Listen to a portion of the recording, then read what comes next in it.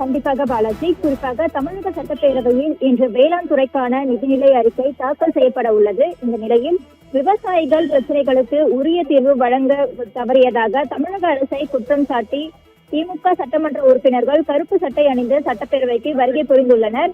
குறிப்பாக காவிரி நீர் உரிமையை பாதுகாப்பதில் அரசு உறுதியான நடவடிக்கை எடுக்கவில்லை என்றும், தேர்தல் வாக்குறுதியின்படி பயிர்க்கடன்களை முழுமையாக தள்ளுபடி செய்யவில்லை என்றும் திமுக தரப்பில் குற்றச்சாட்டு முன்வைத்துள்ளனர். மேலும் காவிரி நீர் பற்றாக்குறையால் டெல்டா மாவட்டங்களில் குறுவை சாகுபடி கடுமையாக பாதிக்கப்பட்டுள்ளதாகவும், எனவே டெல்டா மாவட்டங்களை வறட்சி பாதித்த பகுதிகளாக அறிவிக்க வேண்டும் என்றும் திமுக வலியுறுத்தி வருகிறார்கள். அது மட்டுமல்லாமல் பாதிக்கப்பட்ட விவசாயிகளுக்கு ஏக்கருக்கு 25,000 நிவாரணம் வழங்க வேண்டும் என்றும், விவசாயிகளின் பிரச்சனை பயிர்க்கடன்களை முழுமையாக ரத்து செய்ய வேண்டும் உள்ளிட்ட கோரிக்கைகளை வலியுறுத்தி திமுக கோரிக்கைகளை வலியுறுத்தி தற்போது கருப்பு சட்டை அணிந்து தலைமைச் செயலகத்துக்கு வருகை புரிந்துள்ளார்கள். இந்த கோரிக்கை வலியுறுத்தும் வகையில் கருப்பு சட்டை அணிந்து சட்டப்பேரவைக்கு வந்துள்ள திமுக எம்எல்ஏக்கள் வேளாண் பட்ஜெட் மீதான விவாதத்தின் போது விவசாயிகள் பிரச்சனைகளை தீவிரமாக எழுப்ப திட்டமிட்டுள்ளதாகவும் தகவல் தெரிவிக்கிறார்கள். மேலும் வேளாண் பட்ஜெட்டில் விவசாயிகளின் கோரிக்கைகளுக்கு அரசு என்ன பதிலளிக்கிறது, எதிர்க்கட்சியின் எதிர்ப்பு மத்தியில் பேரவை நடவடிக்கை எவ்வாறு நடைபெறுகின்றன என்பதை இன்றைய சட்டப்பேரவை கூட்டத்தொடரில் முக்கிய கவனமாக பார்க்கப்படுகிறது. பாலாஜி.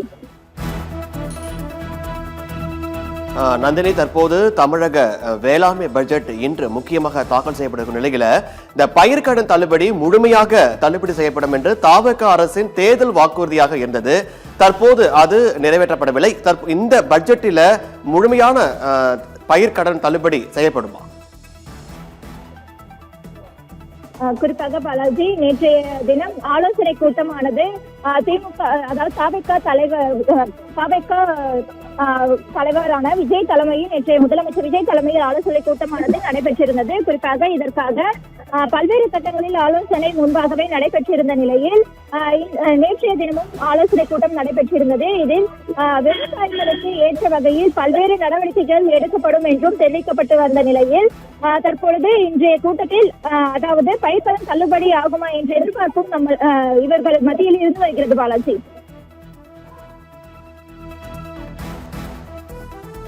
நந்தினி, தவிக வாக்குறுதிப்படி விவசாயிகளுக்கு முக்கிய இந்த வேளாண்மை பட்ஜெட் நிறைய வாக்குறுதிகளா தெரிவித்தாங்க. அதன் அடிப்படையில் வறட்சி பாதித்த பகுதிகளுக்கெல்லாம் நிவாரணம் வழங்கப்படும் என்றும் கூட தெரிவித்தாங்க. அந்த நிவாரணம் எல்லாம் இந்த பட்ஜெட்ல இடம்பெறதுக்கான வாய்ப்புகள்லாம் இருக்கா?